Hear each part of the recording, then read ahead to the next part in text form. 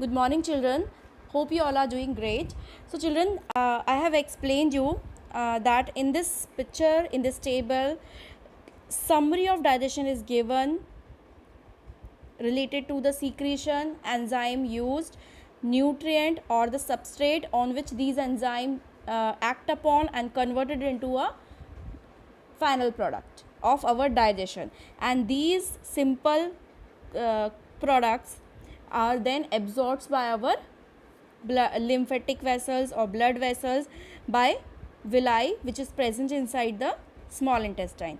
I have explained you the large intestine also, that large intestine secretes no enzymes and it absorbs the water and absorb all the water from the undigested material and make it semi solid fishes. And here the composition of fishes is given that it contains 75% of the water, still 25% of solid matter which contain the dead bacteria, fat, proteins, roughages, all the percentages are given, and the bad order of fishes is due to the bacterial action. So this is the excreta, human excreta composition is given. Now children, what today I am going to explain you that what is the difference between absorption and assimilation. You can see here.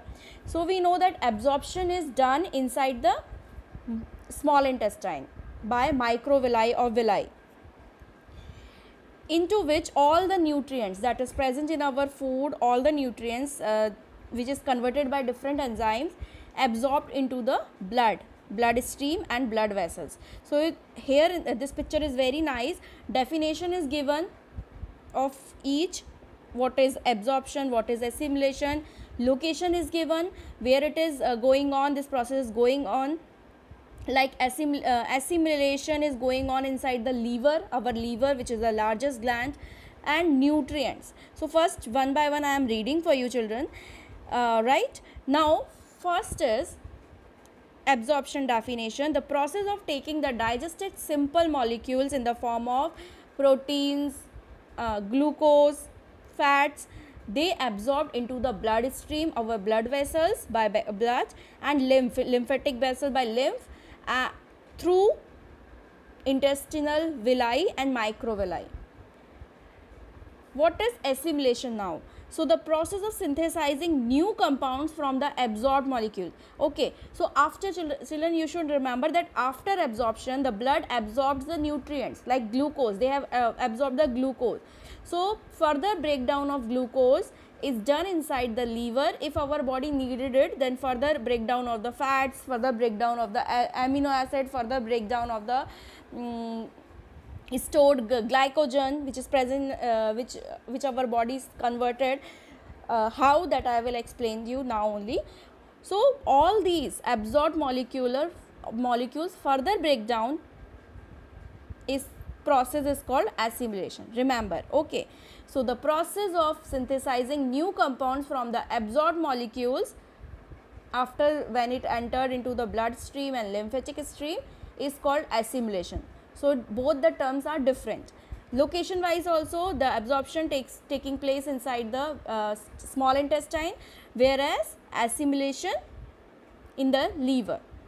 Nutrients, during absorption, nutrients are added to the or going into the blood stream taken up by our blood, and they are through the blood, through the lymph only, they can distribute in each cell, each tissue of our body. Now assimilation, what happened during assimilation?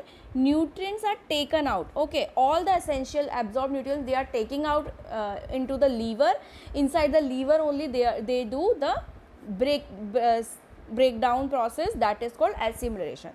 So here you can see they are saying assimilation is the conversion of the absorbed digestion food into the body material. So from the lower classes you all know that the first step of digestion is ingestion, digestion, absorption, assimilation and egestion. So there are 5 main process. Again I am saying ingestion, digestion, absorption, assimilation and egestion. So in class 6 also it is given. So all the so remember both are different. Now what happened? So during the assimilation, as I said, it takes place inside the liver. So the food that is get digested and absorbed by the gut, gut means small intestine, it transported by two ways: hepatic portal system and lymphatic system. So lymphatic system, I told you, lymph is present, lymph fluid is present, it can take, and hepatic portal system take it into the liver, it is connected to the liver. Now all the simple sugar, amino acid, vitamins, minerals are carried by the liver. So you can underline this line, by the hepatic portal system. What liver do then? The liver converts excess sugar, okay, excess glucose into the glycogen. So we all know that our body store the, like you know, plant also, they store also, they utilize the glucose and they store that glucose afterwards in the form of starch. The same way our liver also convert excess glucose into the glycogen. So our body stored the glycogen temporarily, okay, and whenever our body needed it, whenever it is essential or required, again the liver, what it do, the liver again reconverts the glycogen into the glucose only. So liver plays a very important role. So this process, the conversion of glucose into the glycogen process, is called glycogenesis. Remember the term. Glycogenesis is the process into which liver converts the excess glucose into the glycogen. And here spelling is wrong, glycogenolysis will come. Glyco, G-L-Y, not G-Y-L, G-L-Y-C-O. So what is the glycogenolysis? Glycogenolysis is the just opposite process. Glycogen break down into glucose.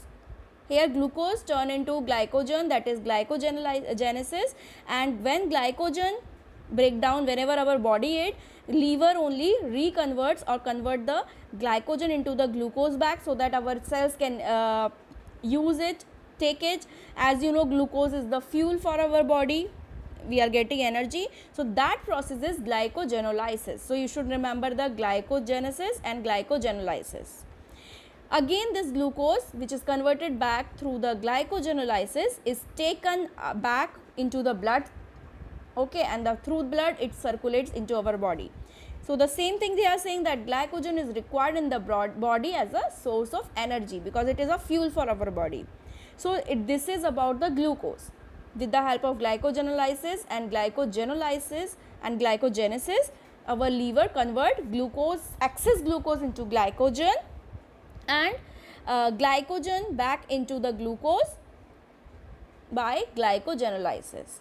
Same way children, amino acids. You know, our body cannot store the, not able to store the amino acids, even though amino acids are the building blocks of proteins. Proteins are made up of amino acids, amino acid unit, okay.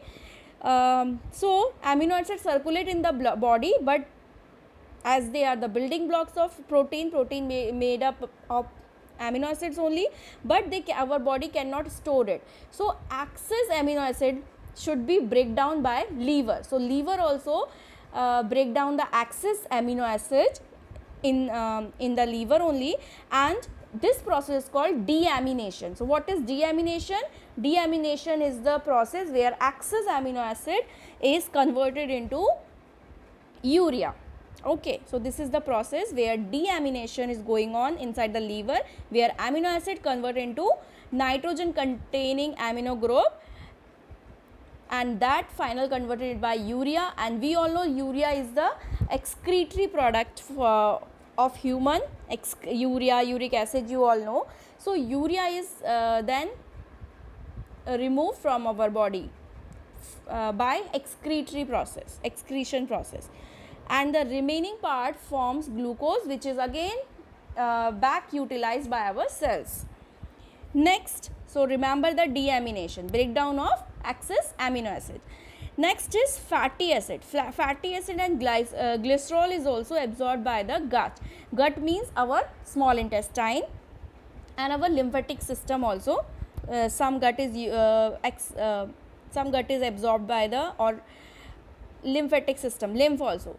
So what happened, the thoracic duct of the lymphatic system empties into the large veins of the blood to the heart. So all these veins, what they do, they just fats can be stored into our body easily. We have the adipose tissue, so the function of adipose tissue is that only to absorb the fat. In the class 7 I have explained you about tissue chapter.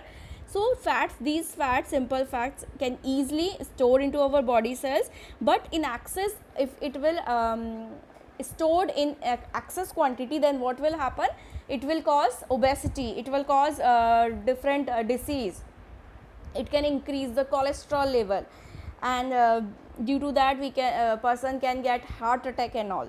So it is very risky. So fatty acid also has to be removed. Okay, so this is also done by our liver and villi.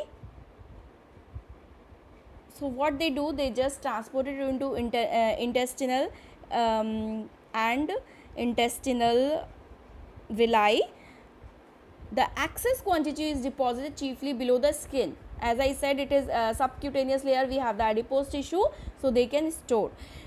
So that what will happen, it can distribute it into our body, and people are saying that we should not eat the fatty acids because it is very risky, and it can deposit in the visceral organ. Visceral organ means internal organ.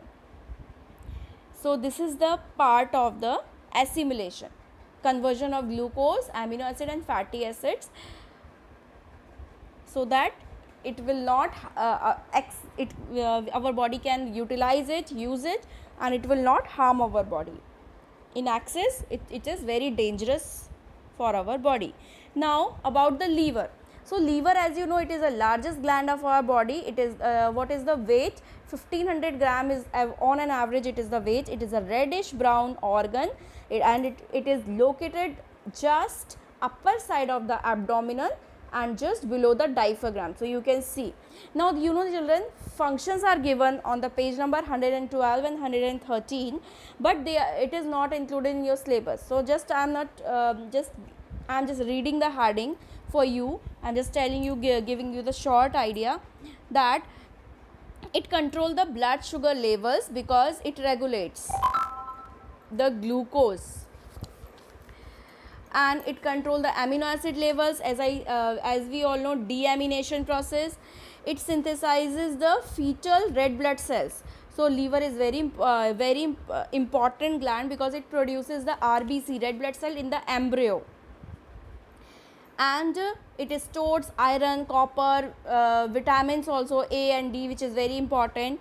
It detoxifies substances like drug or alcohol. It liver detoxify it also. It produces heparin protein, that is anticoagulant, and it produces heat also. It excretes the toxic and metabolic poison also. It destroys the dead red blood cells and converted it into pigments, bilirubin, bile pigments, okay, bilirubin and all. So children, you should remember. So this functions are not in your syllabus. Just remember the gland, the weight of the gland, where it is located, liver, and this assimilation process. And remember that both the process, absorption and assimilation, is important. So many times we got confused that even what is the difference between the two. So here I am just explaining you. So children, thank you and have a nice day. God bless you all. Be safe.